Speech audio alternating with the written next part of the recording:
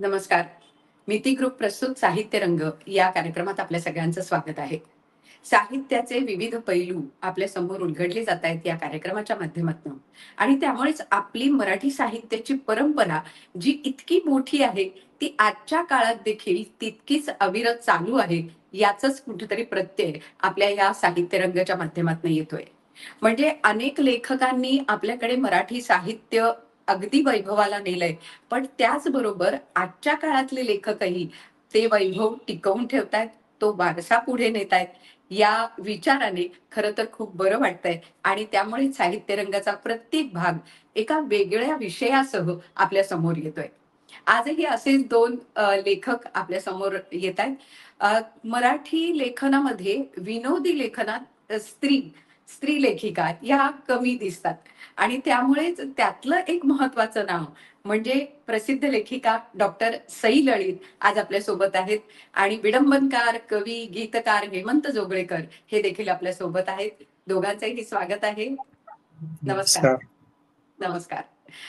सई आणि हेमंत सर, मला सांगायला अतिशय आनंद वाटतो की या आपल्या कार्यक्रमाच्या निमंत्रक ज्या आहेत त्या राजकीय क्षेत्रात आपण त्यांना समाजकारणात त्यांना आपण अनेकदा पाहिले, पण एक साहित्यिक म्हणून एक विचारवंत म्हणून त्या या कार्यक्रमात सहभागी होतात आणि आपल्या या कार्यक्रमाच्या साहित्य रंगाच्या निमंत्रक आहेत शिवसेना नेत्या महाराष्ट्र विधान परिषदेच्या माननीय उपसभापती डॉक्टर नीलमताई गोऱ्हे. नीलमताई, स्वागत आहे आपलंही. नमस्ते. नीलमताई, पावसाच्या सरी बरसतायत तशा मला वाटतं लेखनाच्या सुद्धा वेगवेगळ्या प्रकारचा पाऊस हा आपल्याकडे येतोय आणि साहित्य रंगाचं प्रत्येक दालन एका वेगळ्या रंगाने खुलतंय. आजचंही असंच थोडंसं मिश्किल, थोडंसं हास्य, विनोदाकडे नेणारं असं सत्र असणार आहे. तर आपण याची सुरुवात करावी. नीलमताई. आज सगळ्यात प्रथम मी हेमंत जोगळेकर आणि डॉक्टर सई ललित या दोघांचेही मनापासून आभार मानते आणि स्वागत करते. ऑनलाईन कार्यक्रम असला की एक छान असतं की पाऊस आहे, आता पोचणार कसे, श्रोत्यांचं काय, याचं काही बंधन नसतं आपल्यावरती. त्यामुळे कुठल्याही ताणाशिवाय आपण बोलू शकतो, एकमेकाचं ऐकू शकतो. एकच अडचण असते की नेटवर्कचं काही मध्ये गेलं तर काय, पण ते आपण सवय आपल्याला त्याची झालेली आहे. विशेषतः कोविड काळामध्ये वाहिन्यांवरती आणि इतरत्र जेव्हा खूप सगळ्यांना एकटे पण वाटत होतं, त्या काळामध्ये साहित्य मंजिरी नावानी उत्तराने आणि आम्ही म्हणून महिलांचं साहित्य संमेलनातला सहभाग, महिला विषयक साहित्य असे अनेक कार्यक्रम केले आणि आता अशी कल्पना मनामध्ये आली की खूप सगळ्या गोष्टी उत्साहाने चाललेल्या आहेत. साहित्य संमेलनं होत आहेत. पण साहित्य संमेलनं आणि खरं तर लेखक आणि लेखिकांचं लिखाण याच्यामधून सुद्धा प्रेक्षकाचा संवाद त्यांना जसा पाहिजे तसा किंवा लेखकाच्या बद्दल अधिक काही त्यांना समजून घेता आलं तर त्यांचं साहित्य अधिक वाचलं जाईल अशा प्रकारनी होत नाही असं आम्हाला वाटतं. अगदी तुरळक 1-2 दूरदर्शन किंवा एबीपी माझा यांच्यावरचे साहित्यविषयक कार्यक्रम सोडले तर बहुतेक वेळेला लेखकांशी संवाद म्हणण्यापेक्षा त्यांच्याबद्दलची एखादी काहीतरी पुस्तकाची बारीक ब्रेकिंग न्यूज किंवा एखादं साहित्य क्षेत्रातले जे पूर्वीचे होऊन गेलेले दिग्गज आहेत त्यांची पुण्यतिथी, जन्मदिन या निमित्ताने झालेले सोहळे याच्यासारखे कार्यक्रम होतात. त्याला एक सन्माननीय अपवाद म्हणजे झी मराठीने घेतलेलं नक्षत्रांचे देणे कार्यक्रम की ज्याच्यात त्यांनी काही साहित्यिकांचा संपूर्ण आयुष्याचा पट साहित्यविषयक उलगडलेला होता. साहित्य रंगामध्ये एक 40-45 मिनिटं आपण 2 जणांना निदान 15-20 मिनिटं त्यांना जे काही आवडतंय साहित्य ते व्यक्त करण्याचं आपल्याला व्यासपीठ देता आलं तर चांगलं होईल असा मी आणि उत्तराने विचार केला आणि त्यानुसार अनेक जण या व्यासपीठावर येऊन गेले. फेसबुक आणखीन ट्विटरच्या माध्यमातून आणि आमचे जे अनेक व्हॉट्सअप ग्रुप आहेत त्याच्यावरून आम्ही ते शेअर करतो आणि तरी माझा अंदाज असा आहे आतापर्यंतचा आढावा आम्ही घेतला तर 20,000 ते 25,000 व्ह्युअर्स या सगळ्या कार्यक्रमाला विविध समाज माध्यमांवरून असतात. परत याचा फायदा एक आहे YouTubeचा की कोणी तुमचं नाव टाकलं तर त्यांना तो कार्यक्रम सापडून तुमच्यापर्यंत पोहोचून अजून काही गोष्टींनी समजून घेता येतं आणि त्या अर्थाने एक YouTubeवरती कायम ते माध्यम सोशल मीडियावरती राहतात. तशी ती जुनी होत नाहीत कारण अनेक वेळेला परदेशातले विशेषतः इतर प्रांतांमधल्या मराठी प्रेमींना जेव्हा समजून घ्यायचं असतं त्यावेळेला सुद्धा याचा एक त्यांना उपयोग झालेला दिसतो. हेमंत जोगळेकर यांच्या मी अनेक कविता वाचल्या आहेत. विशेषतः दिवाळी अंकांमधल्या स्त्री विषयक, स्त्रीला माणूस म्हणून विचार करणारे, सर्जनशील, पण मी असं म्हणेन की नवसर्जनशील आणि मनाने आणखीन साहित्यातून चिरतरुण भावना असणारे हेमंत जोगळेकर हे कवी आहेत, असं माझं निरीक्षण आहे. तुमची सगळी आजची साहित्य संपदा आणि हे सगळं पाहिल्यावरती ते अजूनच त्याच्यावर शिक्कामोर्तब होतंय. पण एका अर्थाने तुम्ही म्हणजे IITचे आहात आणि आम्ही ज्या कामाला सुरुवात केली त्या युवक क्रांती दलामधले अनेक IIT मधले तरुण आमच्या बरोबर त्या कामामध्ये आलेले होते. त्यामुळे एक बौद्धिक संपदा असणारी माणसं कवी असतात हे तेव्हाही माहिती होतं. तुमच्या साहित्यामधून होड्या, त्याच्यानंतर त्याचं ट्रान्सलेशन बोर्ड्स, उघडे पुस्तक, तिसरा डोळा, आगा कवितानो, अशा अनेक प्रकारची तुमची काव्यसंपदा, ग्रंथसंपदा आहे. आणि विशेष म्हणजे कुठलंही इझमचं बंधन असलं तरी मी त्याला वाईट मानत नाही. पण कुठलंही असं एक छाया किंवा दबाव तुमच्यावरती नसताना तुम्ही खूप मोठ्या प्रमाणामध्ये अ, स्त्रीच्या संदर्भातलं खूप चांगलेपणाने टिपलेलं आहे. म्हणजे तुम्हाला ते म्हणलेलं आवडतील की नाही माहीत नाही. पण ज्यावेळेला काही वेळेला उदाहरण येतं, की स्त्री विषयक संवेदनशील पद्धतीने पुरुष लिहू शकतो का?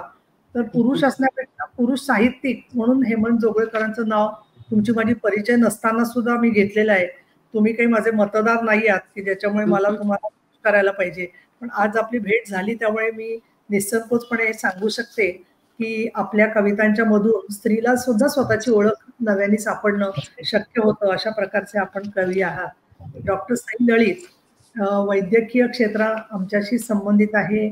आयुर्वेदाचं असल्यामुळे त्याला एक अष्टावधानी, आणखीन सगळ्या निसर्गाशी, पंचमहाभूतांशी, आत्म्याशी, कारण आत्माविचार, तत्वविचार, चरक, वाग्भट, सुश्रुत प्रचंड अभ्यास केलेले, आयुर्वेदाचा अभ्यास म्हणजे करावाच लागतो पास व्हायचं असेल तर. पण त्याची आवड पण तयार होते कारण त्याचा अर्थ उलगडायला लागतो. कवयित्री आहेत आणि एकपात्री हास्य कलाकार हे मला विशेष वाटतं. कारण अगदी दिवाकरांच्या नंतरच्या नाट्यछटानंतर मग आपले हास्य सम्राट देशपांडे किंवा अनेकांनी हा एक पात्री प्रयोग केलेले आहेत वेगवेगळ्या प्रकारचे. ते गाजलेलेही आहेत. परंतु इतक्या समृद्ध क्षेत्रामध्ये तुम्ही ते त्याच्यात सहभागी होणं आणि तुमचे 11 प्रकार म्हणजे मल्टीमीडिया विविध माध्यमांच्या मध्ये सईंचं सगळं काम आहे आणि हास्य सम्राट मालिकेतील एकमेव महिला स्पर्धक तुम्ही होतात. म्हणजे मला कारण काय आहे, महिलांवरती विनोद करणं हे एक फार लोकप्रिय गोष्ट आहे. पण महिलांनी विनोद क्षेत्रात उतरणं हे मंगला गोडबोलेंचं आम्ही आमची मैत्रीण म्हणजे त्यांच्याकडून जे सगळं ऐकतो हे त्यावेळेला फार अवघड आहे. कारण अगदी मेरी वुलस्टोनक्राफ्ट सारख्या अमेरिकेतल्या लेखिकेने लिहिलेलं आहे त्या काळामध्ये, की ज्यावेळेला मी एखाद्या गोष्टीचं विधान केलं, तर सगळ्यांनी त्याच्यावर कुठलीच प्रतिक्रिया दिली नाही. पण एखाद्या दुसऱ्या व्यक्तीने म्हणजे आता पुरुषाने, ते जर का बोललं तेच वाक्य, तर त्याच्यावरती खूप पटकन प्रतिक्रिया. आणि मध्यंतरी एका वृत्तपत्राने हे केला होता, मोठा सर्व्हे केला होता, की एक नाव सांगितलं नाही त्यांनी, की यशस्वी कसा तो व्यक्ती झालेला आहे. आणि ज्यावेळेला कळलं, की ती व्यक्ती पुरुष आहे, तेव्हा त्याच्यावर प्रतिक्रिया वेगळ्या आल्या, की तो कर्तृत्ववान असेल, तो बुद्धिवान असेल, तो हुशार असेल, त्यांनी अभ्यास केला असेल आणि महिला आली म्हटल्यावरती ती सुंदर असेल, तिचं बॉसशी काहीतरी असेल, त्याच्यामुळे ती यशस्वी झाली. म्हणजे एक दुजाभाव आहे समाजामध्ये, नाही असं नाही. पण त्या सगळ्यांच्या पुढे जाण्यासाठी त्याचा दबाव न घेता आपल्या मनाला जे काही भावतंय ते व्यक्त करण्यामध्ये तुम्ही परत MA मराठी साहित्यही केलेलं आहे आणि सेट क्वालिफाईड पण आहात. म्हणजे बहुगुणी आणि आयामी अशा प्रकारचं डॉक्टर सई यांचं व्यक्तिमत्व आहे. तुम्ही ओरोसला राहता.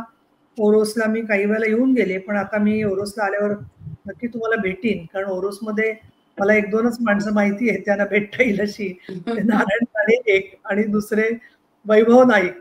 तिसरे आता आमचे CEO तिकडे गेलेले आहेत जिल्हा परिषदेचे. पण ओरोसमध्ये तुम्ही राहता तर निसर्गाशी अगदी रम्य असं नातं तुमचं सगळं निश्चितपणाने असेल. तर तुमचं दोघांचे मी मनापासून स्वागत करते आणि तुमचं साहित्यविषय जे प्रेझेंटेशन आहे ते समजून घेण्यासाठी मी उत्सुक आहे. वा, नीलमताई, एकतर सगळ्यात महत्वाची गोष्ट जसं वैद्यकीय क्षेत्रात आज सई काम करते आणि ओरोसला राहून तिथे ज्या पद्धतीने तिकडच्या सगळ्यांमध्ये आयुर्वेदाचा प्रचार-प्रसार आज त्या करतायत आणि सई नीलमताई सुद्धा आयुर्वेदाच्या क्षेत्रात अनेक वर्ष कार्यरत होत्या. त्या स्वतः आयुर्वेदाच्या क्षेत्रात आहेत. त्यामुळे तुमचं दोघींचं एक जवळचं नातं अशाही दृष्टीने ते तयार झालंय.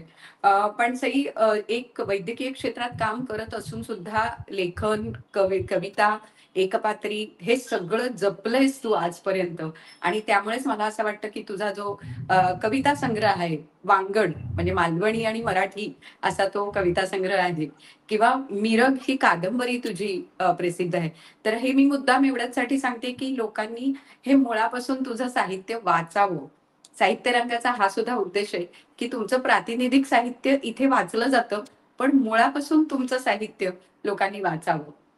13-39 हा बालकथा संग्रहही तुझा प्रसिद्ध झालेला आहे. अनेक नियतकालिकांमधनं, साप्ताहिकांमधनं तुझं लेखन आम्ही वाचलेलं आहे. अखिल भारतीय साहित्य संमेलन असेल किंवा अनेक संमेलनं असतील तिथून तू काव्यवाचन केलंयस आणि निरंताईंनी उल्लेख केलास त्याप्रमाणे हास्य सम्राट मालिकेतील एकमेव महिला स्पर्धक याचा आम्हाला निश्चित अभिमान आहे. हास्य संध्याचे अनेक कार्यक्रम तुझे आतापर्यंत झाले 100 ठिकाणी सादरीकरण झाले. यापुढेही ते सादर होत राहो अशा आमच्या शुभेच्छा आहेत आणि कोकणचे भावबंधन हा जो नाट्यमय सादरीकरण आहे तर तेही यापुढे होत राहो अशी सदिच्छा आणि शुभेच्छा व्यक्त करते. केवडा या लघुपटाचे कथा, पटकथा आणि संवाद लेखन तू केलेलं आहेस. त्यामुळे त्याही बद्दल खूप शुभेच्छा. आज पुलंविषयी म्हणजे आता मंगलाताई गोडबोलेंचा उल्लेख निघाला तर पुलंविषयी पुलंचं प्रेम हे आपल्यापैकी सगळ्यांना आहे आणि पुलंची आणि सुनीताबाईंच्या घरी चोरी झाली अशी एक बातमी ऐकून मंगला गोडबोलेंनी त्याच्यावर त्यांचे आहे त्यांचे पाशी तुझं आहे तुझं पाशीच्या आधारावर त्यांनी एक अतिशय उत्तम लेख लिहिला. त्या लेखाची मला आठवण झाली नीलमताई तुम्ही जेव्हा म्हणालात. तर तसाच मंगलाताईंसारखंच आपलं सगळ्यांचंच प्रेम आहे सई तुझंही पुलंच्या साहित्यावर असलेलं प्रेम मी आणि पुलं या तुझ्या लेखातनं आलेलं आहे. तर मला असं वाटतं की त्या लेखाने आजच्या या तुझ्या सादरीकरणाची आपण सुरुवात करावी. धन्यवाद. मी आणि पुलं आमच्यामध्ये एक सहृदयतेचा पूल मी 10-12 वर्षाची असतानाच बांधला गेला. तो एवढा मजबूत आहे की मी मरेपर्यंत तो टिकेलच. पण त्या पुलावरून माझी मुलं, नातवंड पण आरामात आवडीने जातील याची खात्री वाटते. कदाचित पुढच्या पिढीचं वाचन कमी होईल कारण त्यांची त्रोटक वाचायची सवय डेव्हलप झाली आहे. पण मग त्यासाठी पुलंच्या ऑडिओ कॅसेट आहेत, व्हिडिओ आहेत. ते इतके सुंदर आहेत की आपल्याला वेगळ्या काळात खेचून नेण्याचं सामर्थ्य त्यांच्यामध्ये आहे. मी तर पुलं वाचायच्या आधी त्यांच्या कॅसेटच ऐकल्या होत्या. अलुरकरांच्या कॅसेट. एवढा प्रसन्न, खेळकर, चतुर, मिस्किल, बावळट भासणारा विनोदी माणूस मी पहिल्यांदाच कानाने बघत होते. मग 10वीला असताना बटाट्याची चाळ मधला एक लेख भ्रमण मंडळ हा धडा म्हणून अभ्यासाला आला. तो शिकवत असताना आम्ही सर्वजण वर्गात किती हसलो होतो. माझे बाबा अत्यंत कडक शिस्तीचे होते. सार्वजनिक जीवनात ते दिलखुलास असले तरी घरी बडबड केलेली त्यांना चालायची नाही. त्यांनीच नवीन टेप रेकॉर्डर आणि ह्या कॅसेट त्या काळी आणल्या होत्या. ही गोष्ट मला महान आश्चर्याची वाटली होती आणि बाबा त्यातले विनोद ऐकून अगदी उघडपणे हसत होते. ते बघून शोले मधला गब्बर सिंग हसल्यावर जसे बाकीचे दरोडेखोर सावकाशीने घाबरत घाबरत हसतात तसे आम्ही हसलो होतो आणि ते बघून आईला पण हसू आवरत नव्हतं. मग हळूहळू भीड चेपत गेली. बाबांना पुलं आवडतात म्हटल्यावर पुलंबद्दलचा आदर सहस्त्रपटीने वाढला. कारण पुलंमुळे आम्ही घरात मोठ्याने हसू शकलो. कॉमेडीचं एक वेगळं दालन कॅसेटच्या रूपात खुलं झालं. बाय द वे, अंध मुलांच्या शाळेत या ऑडिओ कॅसेट लावल्या जातात का? नसतील तर जरूर लावाव्यात. अजूनही घरात काही कॅसेटी असतीलच. पोटात लांब लचक आतडी असलेल्या या कॅसेटी त्यावेळी घरोघरी दिसायच्या.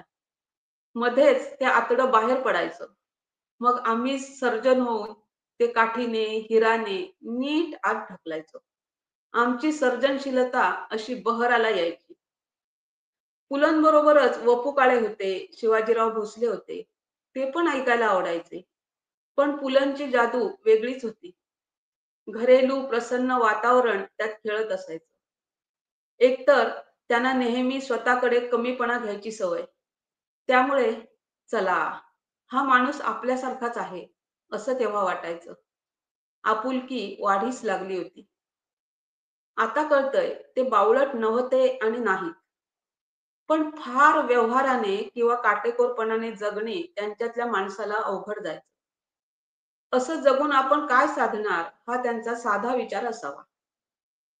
लबाड, ढोंगी, स्वार्थी, उथळ, दिखाऊ, मत्सरी आपलं तेवढं साधून घेणाऱ्या अतिशहाण्या माणसांना ते ओळखून होते, नाही असं नाही. पण त्यांना उघडं पाडणं त्यांच्या जीवावर यायचं. या अर्थाने ते आळशी होते. एकदा वैर पत्करलं की ते झक मारत जोपासून ठेवावं लागतं.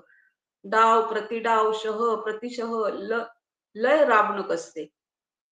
त्यापेक्षा साधी माणुसकी जोपासायला सोपी. हिणकसपणाची कलाकुसर करावी लागत नाही. शिवाय आपल्या समोर कोणाचा चेहरा पडलाय किंवा आपल्यामुळे कोणाची मानहानी झालीये, कोणीतरी तोंड फिरवलंय, ही गोष्ट त्यांना अजिबात रुचायची नाही. या बाबतीत मी अगदी पुलंसारखीच आहे. काही माणसांना मात्र दिवसातून 4 माणसांचे तरी धडधडीत अपमान केल्याशिवाय आणि 10-1 माणसांचे चेहरे धडाधड पाडल्याशिवाय अन्नच गोड लागत नाही. आणि त्यालाच ते आपली बुद्धिमत्ता समजतात. ज्याला ज्यात आनंद आहे ते करू देत. आपण मात्र त्यांच्यापासून लांब राहायचे. कदाचित असल्या माणसांशी डावपेच खेळत राहण्यापेक्षा तो वेळ साहित्य, नाटक, गाणी बजावणी यात सत्कारणी लावावा असा त्यांचा विचार असावा. पुलंचं आणि माझं एक महत्वाचं साम्य म्हणजे माझे पुढचे 2 दात सेम पुलंसारखे आहेत.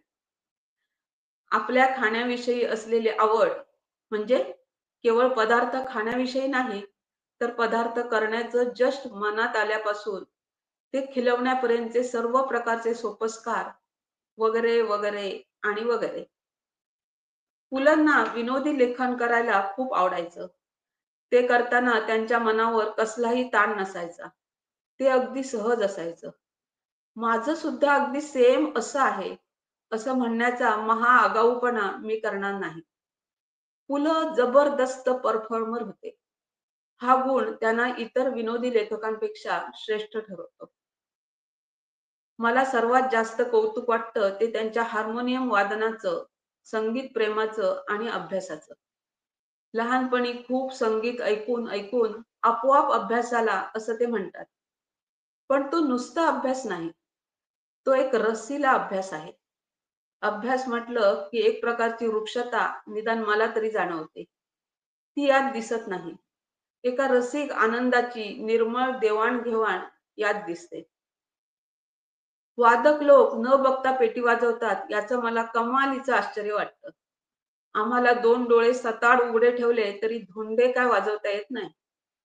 त्यात पु ल पट्टीचे सुरेल वाजवणारे. संगीताची आवड, ज्ञान आणि त्यांना अवगत असलेली कला यामुळे त्यांना आयुष्याचा आनंद शतपटीने घेता आला. खरोखर ही दैवी प्रतिभाच होती. पुलंच्या साहित्याचं जर पारायण केलं तर तत्वज्ञानाची वेगळी पुस्तकं वाचायला नकोत. पुलंची पुस्तकं एक प्रकारे मानसिक समाधान वाढवणारी आहेत. पु ल वाचलेला, पचवलेला माणूस आत्महत्या करूच शकत नाही, हे त्यांच्या साहित्याचं सर्वात मोठं योगदान आहे. आणि म्हणून मानसोपचाराचा भाग म्हणून त्यांची पुस्तकं नियमित अभ्यासाला लावली पाहिजेत, असं माझं आपलं अभ्यासू मत आहे. धन्यवाद. वा वा वा. म्हणजे खरंच आहे, ही पुस्तकं अभ्यासाला लावली पाहिजेत. म्हणजे मग आयुष्यातले कितीतरी प्रश्न जे आहेत ना, अनेकांच्या मनात जे पडतात, हो, ते हो. प्रश्न कुठेतरी दूर पळून जातील एवढं निश्चित. आणि काय सुंदर वर्णन केलंय. आणि आपलं आयुष्य आणि पुलंचं आयुष्य आपण किती जोडायला बघतो ना, किती गोष्टी हो, आपल्याला हो. साधर्म्याच्या वाटतात त्याच्यात. कारण पुलं आपले वाटतात, पुलं आपले आहेत असं वाटतं. फार सुंदर. बरोबर. खरं तर सई एकदम सुंदर लिहिलंय. मला वाटतं याच अनुषंगाने हेमंत दादा तुम्ही जे विडंबनात्मक लिहिलं, कविता वेगवेगळ्या लिहिल्या, ते सुद्धा थोडंसं हलकं-फुलकं लिहिणं हे सोपं नाहीये. आणि त्यामुळेच मला आश्चर्य वाटतं, की रासायनिक अभियांत्रिकीची पदवी आहे. म्हणजे आयुष्यभर राष्ट्रीय रासायनिक प्रयोगशाळेत काम केलंय आणि तरी सुद्धा इतकं उत्तम विडंबनकार, गीतकार, कवी म्हणून तुमचं नाव आहे. तर तुमचंही पुन्हा एकदा स्वागत आहे. होड्या आणि मनातले घर ह्या तुमच्या कविता संग्रहांना राज्य पुरस्कार मिळालेला आहे. त्यामुळे त्याबद्दल तुमचं अभिनंदन. मला पुष्कळ होड्या येतात या नावाने विवेचन लेखासह ते पुस्तक प्रकाशित झालं. उघडे पुस्तक, तिसरा डोळा, उत्तरायण, उरलेल्या आयुष्यात हे तुमचे कथासंग्रह आहेत. मेरी कविता हा हिंदी अनुवाद आहे. तरंगत तरंगत जाऊ घरंगळत हा जो त्रिपद्यांचा संग्रह आहे, तर त्रिपदी हा सुद्धा एक वेगळा प्रकार तुम्ही हाताळलाय. त्यामुळे तेही खूप विलक्षण आहे. आगा कवितांनो हा जसा कविताविषयक लेखसंग्रह आहे, तसाच आगा कवींनो हा समकालीन कवींवरचा लेखसंग्रह तो देखील तुमचा अतिशय उत्तम आहे. आगामी काळात जीवीचे जिवलग हे साहित्य क्षेत्रातल्या दिग्गजांवरचा लेखाचा संग्रह तुमचा प्रकाशित होणार आहे. आणि माझे मज कळे हा कविता संग्रह देखील येऊ घातलाय. त्यासाठी शुभेच्छा. अनेक प्रातिनिधिक कविता संग्रहांमध्ये तुमच्या कवितांचा उल्लेख झालेला आहे. मगाशी नीलमताई म्हणाल्या तसं अनेक दिवाळी अंकातनं आम्ही तुमच्या कविता वाचल्या आहेत. त्याचबरोबर भारातांबे पुरस्कार, आपटे वाचन मंदिराचा इंदिरा संत पुरस्कार, आचार्य अत्रे प्रतिष्ठानचा केशवकुमार पुरस्कार असे अनेक पुरस्कार देखील तुम्हाला मिळालेले आहेत. अभिरुची असेल, अंतर्नाद असेल, अक्षरधारा, साप्ताहिक सकाळ अशा सगळ्या अनेक मान्यवर अशा पुस्तकांमधनं, साहित्यिकांमधनं, संग्रहांमधनं तुमचं लेखन आम्ही वाचलेलं आहे. आज आमच्यासाठी काही प्रातिनिधिक कविता तुमच्या आपण सादर कराव्यात अशी मी विनंती करते आपल्याला. सर्वप्रथम मला इथे साहित्य रंगमध्ये बोलवल्याबद्दल नीलमताईंचे आणि उत्तरा मोने यांचे आभार मानतो आणि कविता वाचून दाखवतो. पहिली कविता आहे व्यवहार. काय व्यवहार आहे पहा. शेवटी हाही एक व्यवहार आहे आणि माणसानं व्यवहाराला चोख असावं. देण्या घेण्याच्या गोष्टी आधीच स्पष्ट केलेल्या बऱ्या. मी तुम्हाला एक कविता देईन. एक म्हणजे एकच असेल असं नाही, एकातच असतील अनेक कवितांचे गर्भ शिरलेले. पण आपण सोयीसाठी तिला एक कविता म्हणू. कवितेत एक रस्ता असेल, नागमोडी गर्द झाडीतून गेलेला, झाडांवर पाखरांचा किलबिला. रस्ता म्हणून मी पसरीन माझे स्वतःचे आतडे शक्य तेवढे सरळ. आतून तुम्हाला हवं तर लावून देईन या आतड्याला नरम आणि उबदार अस्तर. झाड म्हणून मांडून ठेवी हातातून निष्ठत गेलेली आजवरची वर्ष दुतर्फा आणि पाखरांच्या किलबिलाटासाठी स्वरबद्ध केलेले प्रियजनांचे ज्या कवितेच्या रस्त्यावरून शेवटी तुमचे तुम्हालाच जावं लागेल. मी फक्त म्हणू शकतो रस्त्यावरच्या नगरपालिकांच्या पाट्यानितके निर्विकार हो. मी फक्त म्हणू शकतो रस्त्यावरच्या नगरपालिकांच्या पाट्यानितके निर्विकार होऊन तुमचा प्रवास सुखाचा हो हो. आभारी आहोत. शेवटी माणसानं व्यवहाराला चोख असावं. तुम्हाला एक कविता देईन, तुम्ही माझ्या कवितेत शिरा. दुसरी कविता आहे नामस्मरण.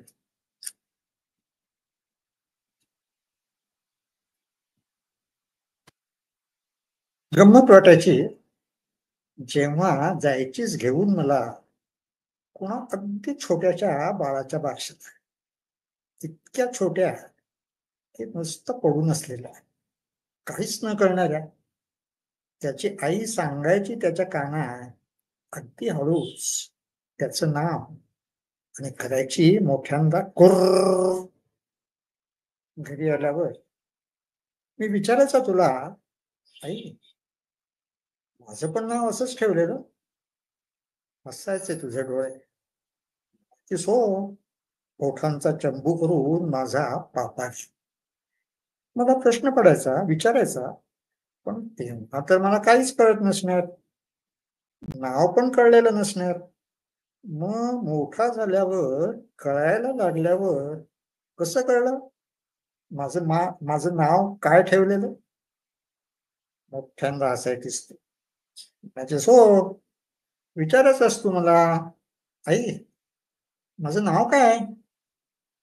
मी सांगायची आणि माझ्या कानाशी पोट नेऊन घ्यायचीच माझं नाव, कुर्र करून गुदगुल्या व्हायच्या मला तुझ्या ओठांनी. हसत राहायचा मीही तुझ्या बरोबर आणि पक्कच कळायचं मला माझं नाव.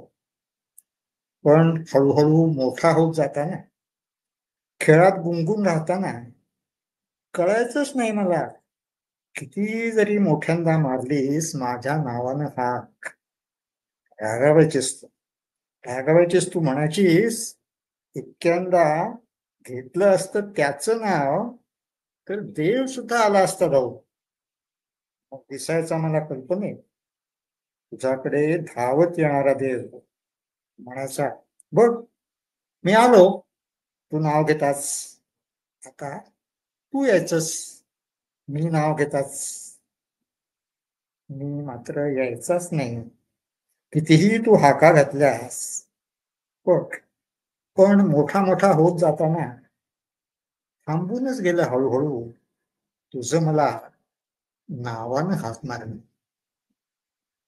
आता आता तू मोठी झाल्यास, इतकी की नुसती पडून आहेस अंथरुणावर शून्य डोळ्याने. कळत नाहीये तुला मी घातलेली साथ, कळ उठते आतून जेव्हा विचारतेस अचानक माझ्याकडे पहा, तुझं नाव काय? आणि पुढच्याच क्षणाला पडतेस विचाराय, म्हणतेस माझं नाव काय? मी सांगतो तुला, पण कळत नाही कळतंय की नाही तुला.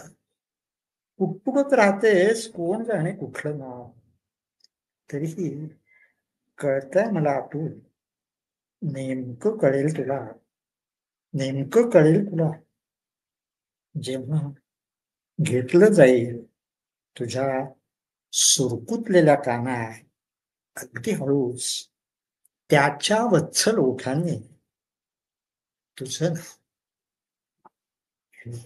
ची कविता आहे एकटाच. भाजी आणायला जाताना विचारलंस पाकिट घेतलंयत का? मी आत जाऊन पाकिट घेऊन मग बाहेर पडलो, हसलीस, म्हणालीस मी नसते तर. मी बँकेत जाताना विचारलंस पासबुक घेतलंयत का? मी आत जाऊन पासबुक घेऊन मग बाहेर पडलो, हसलीस, म्हणालीस मी नसते तर. मी डॉक्टरकडे जाताना विचारलंस पहिले रिपोर्ट्स घेतलेत का? मी आत जाऊन रिपोर्ट्स घेऊन मग बाहेर पडलो, हसलीस, म्हणालीस मी नसते तर.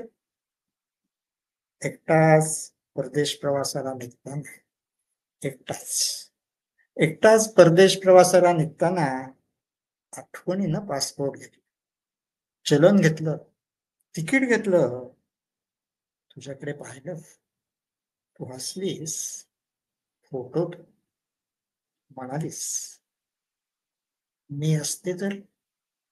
धन्यवाद. वा, खरोखर एक सहजीवनाचा वेगळा पट.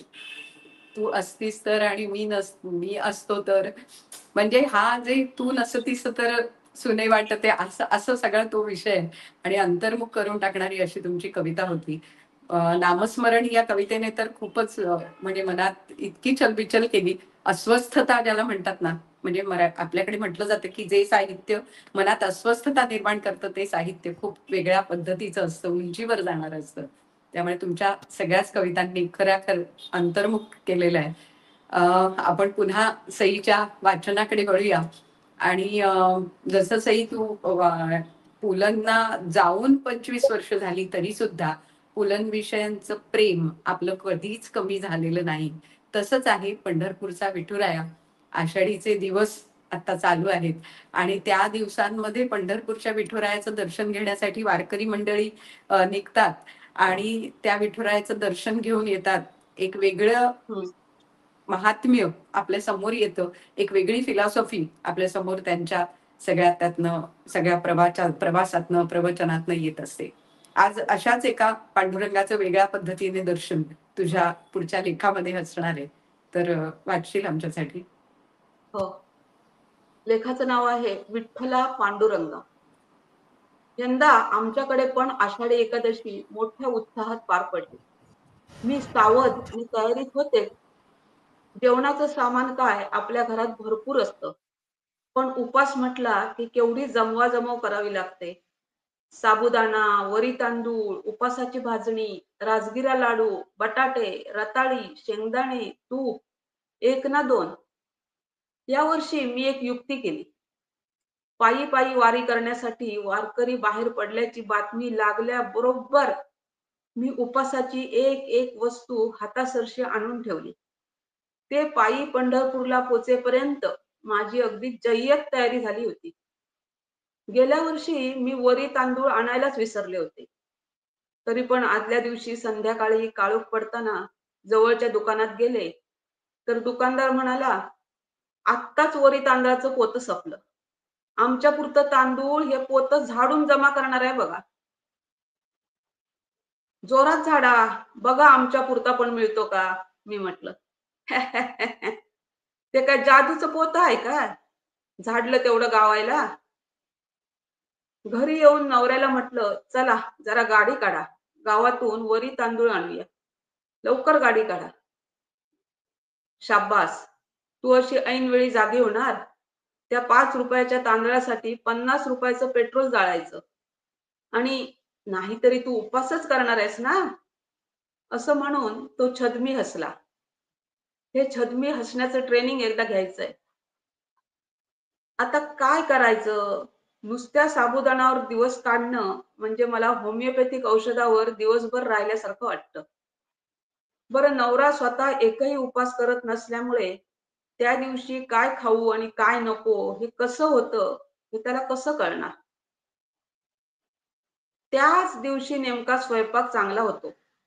तिखट, मीठ, चव, रंग, वास कसं अगदी परफेक्ट जमतं. आपल्याला नुसतं बघूनच कळतं ना. बरं, जेवायला वाढताना आपणाला जेवणाचं काहीच कसं वाटत नाही, असे भाव चेहऱ्यावर आणून भरभरून वाढावं लागतं. आमटी छान झालीये, नवरा भुरका मारतो. एरवी आयुष्यात कधी तोंड सुद्धा उघडत नाही. मला पण नको त्यावेळी नको ते कौतुक अजिबात आवडत नाही. नंतर तासभर मी ती वातड, तडतडीत, अॅनेमिक खिचडी चिवडत असते. चांगली झाली तर मुलं लगेचच संपवून टाकतात आणि अॅनेमिक झाली आणि खिचडी खा म्हटलं की पळून जातात, असली डॅम्बिसपोरं. त्याच दिवशी शेजारी लसणीची अशी खमंग फोडणी घालते की जीव जातो. मुका मार म्हणतात तो हाच की काय?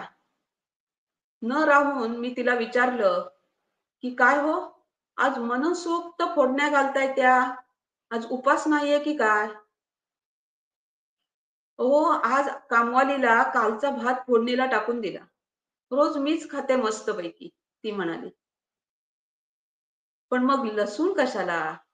मी रागाने नाही, सहजच विचारलं. अहो, तीच मला म्हणाली, लसूण टाका चेचून, नाहीतर पोटात दुखतं. अच्छा, ही जीवघेणी फरमाईश तिची होती तर. काय कोण जाणे, उपासाच्या आदल्या दिवशीच भुकेने माझ्या पोटात खड्डा पडतो. उपासाची तयारी आदल्या रात्री मी पडल्या पडल्या तपासून बघते. एवढी तयारी तुमची शपथ मी परीक्षेलाही केली नव्हती. परीक्षेचं काय एवढं? तर मी एखादा कच्चा दुवा राहिलाय का बघते आणि पर्याय तयार ठेवते. उदाहरणार्थ, राजगिरा लाडू संपले तर राजगिरा वडी, कूट संपलं तर ओलं खोबरं इत्यादी. आणखी एक गंमत म्हणजे, गंमत कसली कर्माची, मुलगा त्याच दिवशी उड्या मारत मारत जातो आणि गरमागरम बटाटे वडे घेऊन येतो. त्याच्या म्हणे लक्षातच नसतं माझा उपास आहे तो. तो प्रत्येकी 2-2 अशा हिशोबाने 8 बटाटे वडे अधिक लसणीचं तिखट अधिक हिरव्या मिरच्या असं घेऊन येतो. नेहमी तर प्रत्येकी एक असतो. मग काय, नाईलाजाने त्यांना जास्तीचे 2 वडे खावे लागतात बिचारे.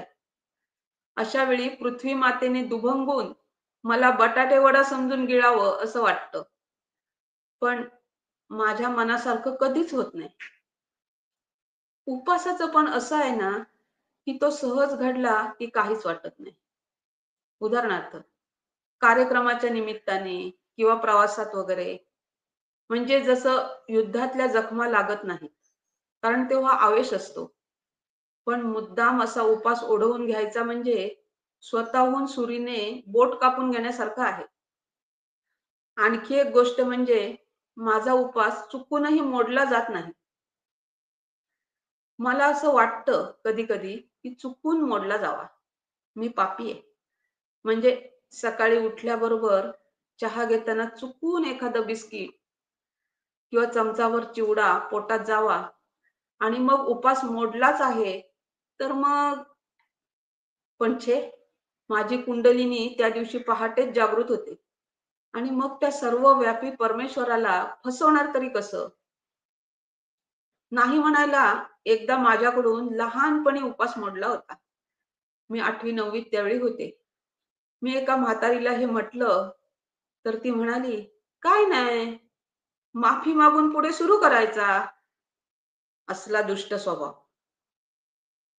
आजकाल उपासाचं सगळं मिळतं. उपासाचे वडे, उपासाची थालीपीठं, लाडू, चकल्या, चिवडा सगळं. उद्या सकाळी उपासाचं चिकन पण मिळेल. ते शिंगाड्यांना राजगिऱ्याचं पीठ लावून वगैरे. पण उपासाचं म्हटल्यावर त्याला एक प्रकारची सुटकी कळा लागते. त्याचं काय? आता तुम्ही म्हणाल, एवढा त्रास सोसून मी हे उपास करतेच का? तर ते पांडुरंगालाच माहिती.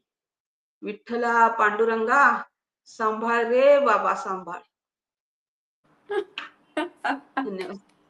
वा वा म्हणायची वेळ वा. येते उपवासाच्या दिवशी.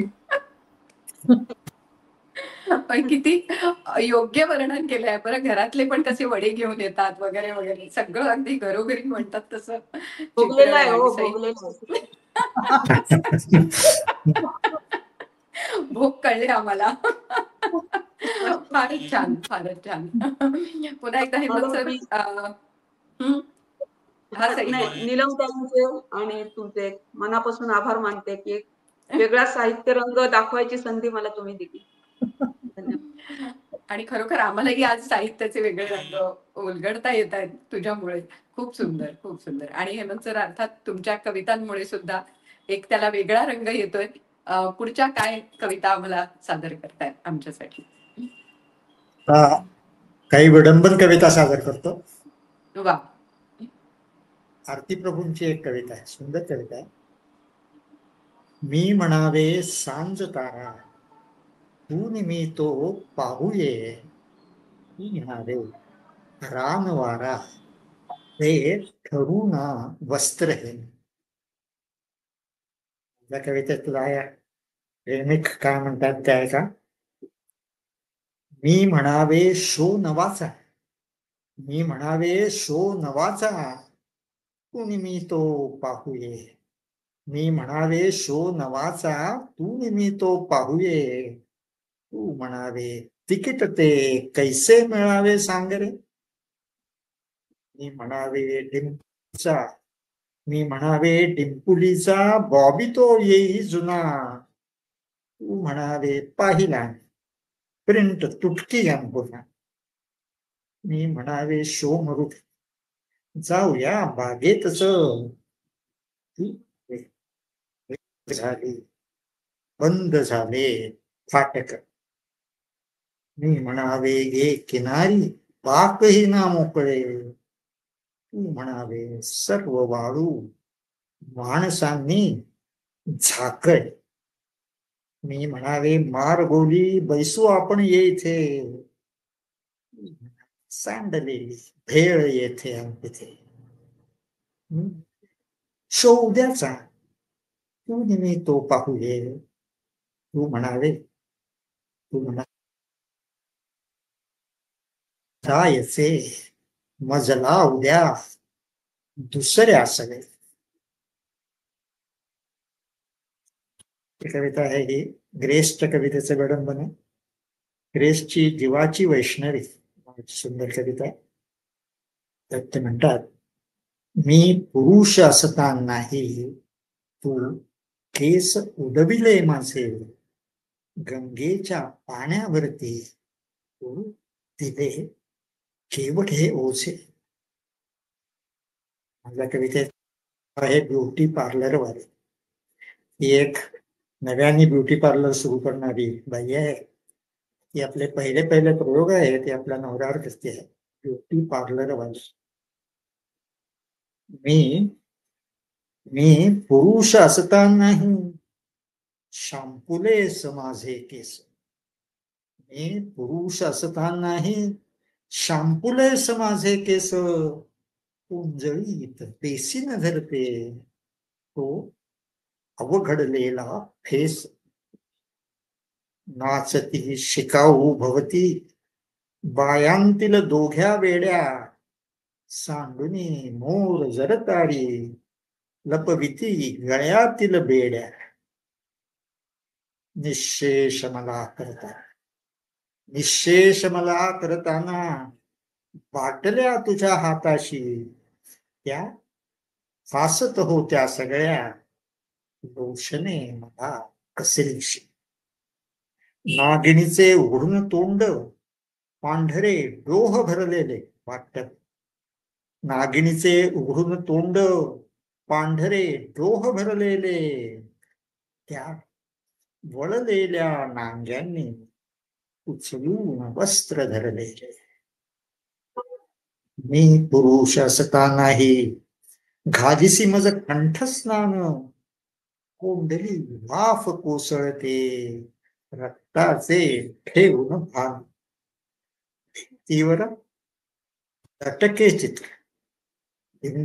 लटके चित्र, चित्रात चर्चच्या घंटा, ज्या नादाविण किणल्या फिरतात आने वरबंटा. मज खुडून घेती आत आरसे चौकडे मोठे, जो गालावरून उडाला तो तीळ लपविला कोठे. मी पुरुष असतानाही सजविल्या नखांच्या ओळी, मी पुरुष असतानाही सजविल्या नखांच्या ओळी, रात्रीच्या उकलिता गाठी ती हसू लपविते चोळी. मी पुरुष असतानाही कोरल्या भुवईच्या रेषा, चिमटीत तुझ्या चिमट्याच्या केसांच्या भिजल्या भाषा. हलकेच बांधुनी बाई भोवती गळ्याच्या वस्त्र, षोडशोपचार कराया तू हाती घेई शस्त्र. तू ब्युटी पार्लर वाली माझ्यावर करसी प्रयोग, हे सरावण्या तव हात या कायेला उपयोग. कायेवर फिरुनी माझ्या आयुधे प्राशिती धार, ते असे पुरुषही थोडे फॅशनचे उघडती दार. मी अमूर्त तो पाषाण, मी अमूर्त तो पाषाण, देण्यात उतरला खाली. मी अमूर्त तो पाषाण, लेण्यात उतरला खाली, छिनलेल्या मम केसांची वेगाने कमळे झाली, वेगाने कमळे झाली. अशोक नायगावकरांची एक कविता आहे टिळक, जी ती नेहमी कवी संमेलनात म्हणतात. माझ्या कवितेचं नाव आहे नायगावकर. या पुण्याच्या टिळक स्मारक मंदिरात तुम्ही कशासाठी आला आहात नायगावकर? अहो, इथे येऊन ओक्साबोक्शी हसणं हा आता आमचा वर्षसिद्ध अधिकार झाला आहे आणि दर 12 मार्चला आम्ही तो मिळवतोच नायगावकर. दर 12 मार्चला रामदास फुटाणे यशवंतरावांच्या स्मृतीनिमित्त हास्यधारा नावाचं कवी संमेलन करतात, ज्याच्यात अशोक नायगावकर असतात. इथे येऊन ओक्साबोक्शी हसणे हा आता आमचा वर्षसिद्ध अधिकार झाला आहे आणि दर 12 मार्चला आम्ही तो मिळवतोच नायगावकर. आम्ही सर्व आता हसंतोषाचे धनी झालो. आम्ही सर्व आता हसंतोषाचे धनी झालो. आणि तुम्ही कुठलीही कविता म्हटली तरी आम्ही धाय मोकलून हसतच चुकू नायगावकर. शिवाय कुठल्याही आणि कितीही अनुचित गोष्टीला एकदा हसून टाकलं की त्याबद्दल काहीही करायच्या जबाबदारीतून आम्ही मुक्तच होऊन जातो नायगावकर, लढलो नाही म्हणत. पण तुम्ही ते असे उत्तरात्री मी परिस्थितीच्या बेंबीमध्ये बोट घातले नाही वगैरे वगैरे गाऊन सांगू नका. मध्यांतरानंतर आमची आकलन शक्ती अंमळ खालीच घसरते नायगावकर. पाहिलं? या ओळी ऐकून सुद्धा कसे चेकाळ्यागत हसत सुटलो त्या. तुम्ही खरे कोण आहात? तुमची कविता काय आहे हे खरंच आम्हाला कळत नाही आहे नायगाव. तुम्ही कसे बैल भुकेस्त व चघळत कडबा बसला होता, किंवा अगदी मनापासून तुम्ही तुमच्या अक्षरांना दुःखाच्या चढणी उतरणीवर कसे सर्वस्व बहाल केले होते आम्हाला माहित नाहीये नायगावकर. तुम्ही का इथे गंगा लॉजवरती कवींची राहण्याची सोय केलेली असते.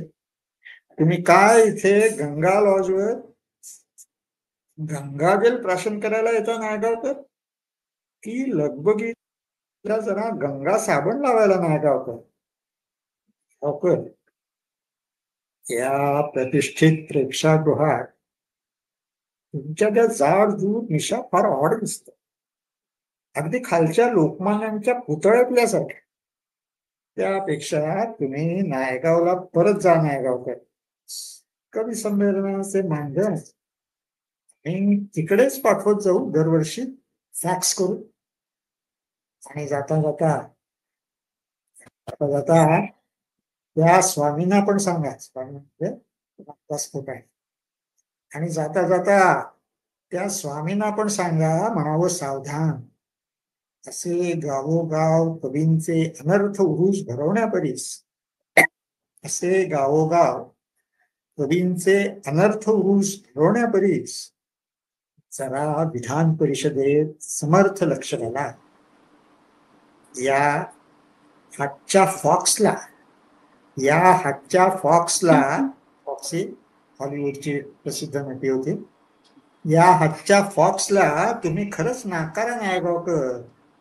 तिकडे अजूनही ती बिचारी खरकटी उरकू तुमच्या कवितेची शकू तुमच्या वाटेवर डोळे जडवून बसते.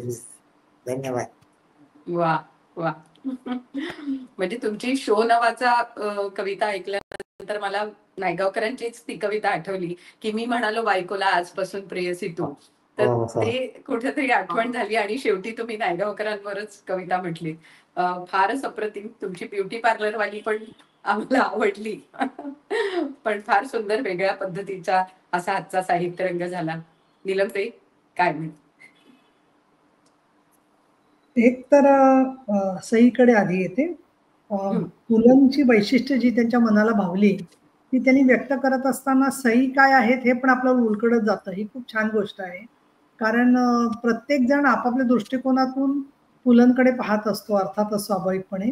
पण त्याच्यामध्ये सुद्धा एक सामान्यातलं असामान्यत्व आणि असामान्यातलं सामान्यत्व या गोष्टींचं नातं जे आहे ते समर्थ झालं. दुसरं मला विशेष आठवलं, की खूप व्हिडिओ आहेत भाषणाचे पुलंच्या उपलब्ध. त्यापैकी एकदा त्यांना करमणूक आणखीन लिखाण याच्यावरती विचारलं, की तुम्ही चित्रपटातही काम केलेलं आहे, नाटकांमध्ये तर मोठाच त्यांचा वाटा होता. बाकी तर साहित्यामध्ये उदंड पुस्तकं लिहिलेली आहेत. तर तुम्ही लिहिता ते त्याच्यामुळे विनोद कसा असतो? बऱ्याच वेळेला विनोद असतो, तर का असतो? किंवा तुमचा हेतू काय? त्याच्यावेळेला त्यांनी सांगितलं होतं, की 2 तास लोकं त्यांचा वेळ काढून येतात, तर त्यांना 2 तास चांगलं वाटावं, हा माझा हेतू असतो. मला स्वतःला पण त्याच्यातून खूप शिकायला मिळालं. याच्यासाठी म्हणून, की गंभीर असलं तरी सुद्धा काही वेळेला त्याचा त्यांच्या जीवनाची स्पर्श करून त्याला सजीव बनवणं हे एक खूप आवश्यक गोष्ट असते.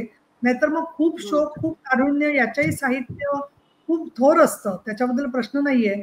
पण पुलंचं सर्वसामान्य लोकांशी नातं जोडलं जात असताना त्याच्यामध्ये त्या माणसाला अंतर्मुख करवत असताना विनोदातून अंतर्मुख करवणं हा जो त्यांचं वैशिष्ट्य होतं ते सैनी नेमकं टिपलेलं आहे. आणि म्हणून पुलंच्या लेखांबरोबर पुढचा विठ्ठला पांडुरंगा जो उपासाच्या बद्दलचा लेख आहे तो गृहिणीच्या बरोबर ज्याला सहजीवनामध्ये असेल, अगदी घरातल्या नातेवाईकांच्या बरोबर असेल, एकमेकाची काय दुर्बल स्थानं आहेत आणि एकमेकाची काय स्ट्रेंथ आहे आपल्याला बरोबर माहिती असते त्यामुळे. आणि एक वेगळा खेळ 2-3 लोकांमध्ये सारखा चालू असतो. एका बाजूला आपण प्रेम करत असतो त्या माणसावर, पण त्याच वेळेला हर्ट करत असतो. आपण ते काम करणार असतो. वरीचे तांदूळ आणायला जाणार असतो. पण तरी पण आपण ऐकून घ्यायला मागे पुढे बघत नाही. हे त्यांनी निःसंकोचपणे जसं मांडलेलं आहे, तसं स्वतःवरती केलेला विनोद हा श्रेष्ठ विनोद असतो. त्यांनी स्वतःवर विनोद करत असताना त्याच्यामध्ये मला विशेष वाटलं, की उपहास आहे त्याच्यामध्ये. त्याच्यानंतर स्वतःला आपल्याला हसू आवरत नाही, कारण त्यांनी ते म्हटलंय तसं का होतं? एखादी गोष्ट बंधनात असली, की तिच्याकडे माणसाची जशी झेप घेते, तसं रोज खाल्ल्या गेलेला जरी बटाटेवडा असला, तरी उपवासाच्या दिवशी कोणी बटाटेवडा आणला तर राग येतो. एक सामान्यपण असतं. आपण कुठल्याही पदावर किंवा कुठल्याही जागेवर गेलो तर तो मनुष्य स्वभाव तिने खूप छान टिपलेला आहे.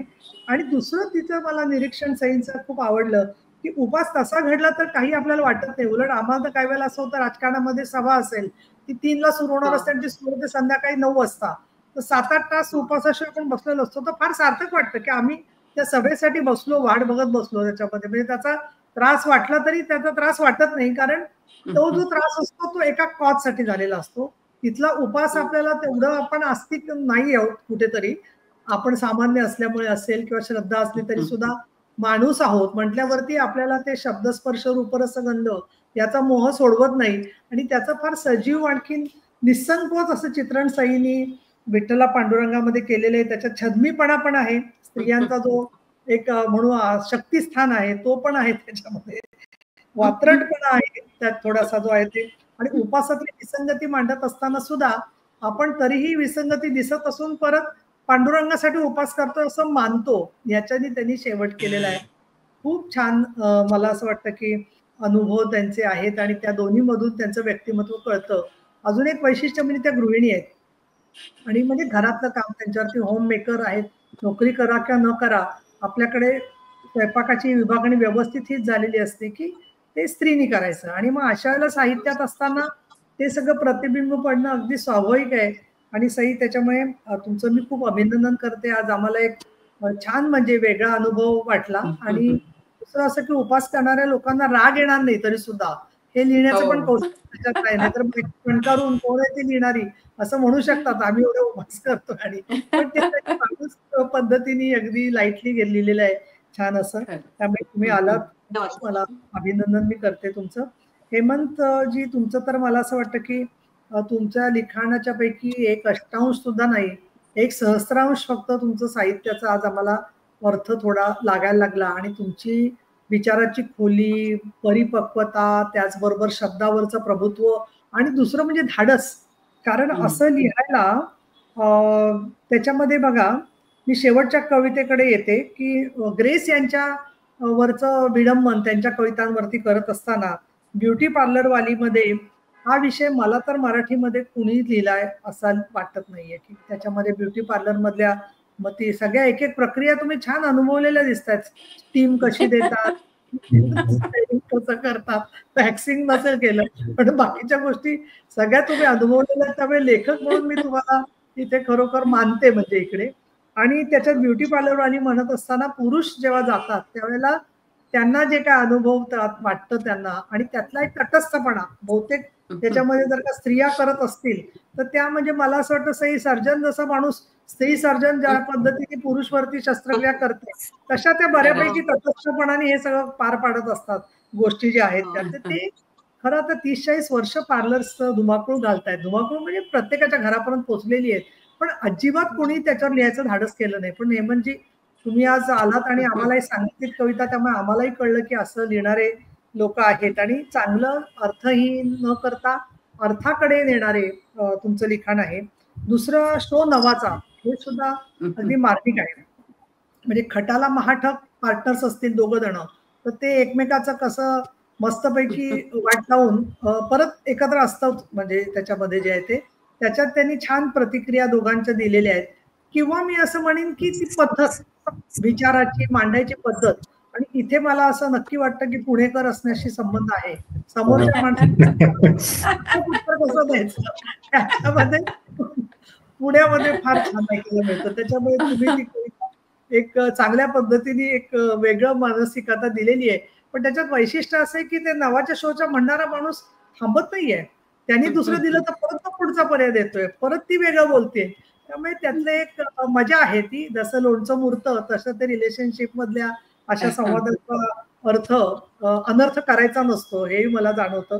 त्यामुळे ती कविता अगदी वेगळी तुम्ही घेतली. नामस्मरण ही जी कविता आहे ती मी सुरुवातीला आधी वादात वाचली त्यावेळेला अक्षरशः म्हणजे मी अश्रू आवरले नाहीत मला, कारण नुकतंच माझी श्री नीता पाठक यांचं 12 जूनला निधन झालं आणि शेवटचे 2-3 महिने ती पूर्ण ओळख सगळ्यांची विसरली होती. आणि ती म्हणायची कालच भेटलो होतो आपण, आज भेटलो. किंवा मुलांना विचारायची अल्झायमर झाला होता त्यामुळे की तुम्ही कोण, तुम्ही कधी आला. आणि त्यावेळेची जी वेदना आणि प्रचंड दुःख आहे ना अशा माणसाला शेवटच्या क्षणी, आणि आपल्याला वाटत असतं किती या माणसाने आपल्यासाठी केलेलं आहे, आपलं किती दृढ नातं आहे. आणि त्यावेळेला सगळ्या शरीरातल्या जाणाऱ्या बदलामुळे इतक्या थोड्या शब्दांमध्ये हे सगळं त्यातली व्याकुळता मांडणं हे फार अविस्मरणीय आहे जी कविता आहे ती. आणि त्याच्यामुळे ते आहे. दुसरं एकटाच सुद्धा जी आहे ती मार्मिक आहे कविता. व्यवहार कवितेमध्ये तुम्ही रसिकांना प्रश्न विचारण्याचं धाडस केलेलं आहे की तुम्ही माझी कविता समजून घ्याल का, तुम्ही माझी कविता बोलाल का. आणि नायगावकर याच्यामध्ये तर मी असं म्हणेन की तुम्ही फार सडेतोड भाष्य केलेलं आहे सगळ्यावरती. कारण मी साहित्याचे कार्यक्रम सुद्धा झालेले बघते त्यावेळेला नेहमी शब्द तो साहित्याचा कार्यक्रम फार रंगला. मला काही वेळेला खरंच उत्तर कळत नाही की रंगणं म्हणजे जेव्हा समोरच्या माणसाच्या अश्रुपात होऊन त्या माणसाने एखादा आतून अनुभव दिलेला असतो तिथे सुद्धा लोकांना रंगणारा कार्यक्रम ही अपेक्षा असते. दुसरं म्हणजे त्याच्या दुःखात तो हसतोय किंवा तो जेव्हा एखादी भाष्य करते व्यक्ती समोरची त्याच्यातली दाहकता समजून घेण्याच्या ऐवजी त्याच्या सादरीकरणावरती लक्ष केंद्रित होतं. ही एक समाजात वेगवेगळ्या स्तरातली लोक असतात स्वाभाविकपणाने आणि त्याच्यामुळे एक कुठेतरी फक्त मनोरंजनाचा त्याला काही वेळेला सूर सापडल्यासारखा होतो. आणि पण ही कविता समजून घेण्यासाठी फॉक्स म्हणजे काय, त्याच्यानंतर समर्थ म्हणजे ते विधान परिषदेचा संदर्भ आल्यावर मलाही वाचताना आधी लक्षात येत नव्हतं, पण नंतर मला ते लक्षात आलं रामदास फुटाण्यांचा कार्यक्रम असल्यामुळे सगळे ते संदर्भ आलेले आहेत म्हणून. रामदास स्वामी म्हणतात त्यांना, स्वामी म्हणतात. हा स्वामी नाही, मला समजूत झाली असती एखाद्याच की कोणा कवीला तिकीट पाहिजे का काय विधान परिषदेचं एरवी.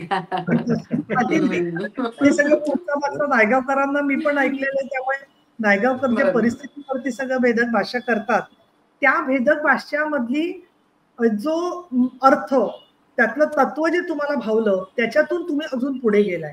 त्यामुळे नायगावकरांचा एक तरी अतिशय प्रामाणिक असा समजणारा सर्जनशील लेखक आणि वाचक आहे असं मला म्हणायला हरकत. अशा प्रकारची ती कविता आहे. आणि सगळ्या त्या समूहाबद्दल जी ती मल्लिनाथी आणि भाषी केलेलं आहे ते खरोखर त्याच्यामध्ये ज्यांना पटेल त्यांना पटेल, पण अधिक लोकांनी समरसून त्याच्यात सहभागी व्हावं ही त्याच्यातली जी अपेक्षा आहे ती पण खूप महत्वाची आहे. या सगळ्यामध्ये आज मला एक शब्द फार मनात कॉन्ट्रीब्युशन झालं माझ्या शब्दात, योगदान. हम्म. शॅम्पूलेस केलं हा जो शब्द वापरतो त्याच्यामुळे मला आवडला तो. कारण काय बरं. हिंदी मराठी आणि इंग्लिश त्याच्यामध्ये शॅम्पूलेस छान आहे. असं सगळ्या शब्दांच्या मधले वेगवेगळे उपयोग करून घेतले खरं. की छोटी भाषा समृद्ध होते. त्याच्यामध्ये अनेक शब्दांचे अर्थ आपण पुढे नेत असतो त्यातले जे आहे ते.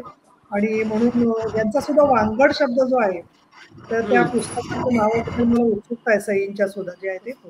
पण खरं. आजचा दिवस हो. मला या आजच्या तुमच्या संवादामुळे सुद्धा सार्थकी लागला असं वाटतंय. त्यामुळे राजकारणात मी असले तरी या सगळ्या कामांच्या मध्ये एक सुंदर अशा एखाद्या याच्यावर जावं हिरव्यागार टेकडीवरती आणि तिथे एखाद्या झाडाची खाली बसलं की जसं नीरव शांतता होते मनामध्ये, तसं फार मनामध्ये एक सर्जनशील अशी शांतता आणि आनंद तयार झालाय. खूप खूप आभार तुमचे वा वा. दोघांचेही आणि परत वा. मला असं वाटतं नीलमताई एक वेगळी ऊर्जा या सगळ्या साहित्यातनं सुद्धा तुम्हाला मिळत असेल. कारण रोज तुमच्या म्हणजे समाजकारण इतकं खरं तर तुमच्या जवळ आहे. अनेक फोन येतात तुम्हाला, अनेक मंडळी तुमच्याकडे मदतीसाठी येत असतात. अनेक विषय राजकारणातले चर्चा होत असतात. पण त्यातून मला असं वाटतं साहित्य रंग हा एक दिलासा निश्चित मिळत असेल. आणि आम्हाला सगळ्यांनाच साहित्य रंग ऐकत असताना प्रत्येक साहित्याचा पैलू आपल्याला काहीतरी देऊन जातो. म्हणून आपण म्हणतो ना की जे काही वाचन लेखन आहे ते माणसाला समृद्ध करून जातं. त्यामुळे आजचाही भाग असाच आम्हाला समृद्ध करून गेला असं मी निश्चित म्हणेन. सई हेमंत सर आपले खूप मनापासून आभार आणि पुन्हा भेटूया पुढच्या शुक्रवारी अशाच 2 लेखकांसह. धन्यवाद. धन्यवाद. धन्यवाद.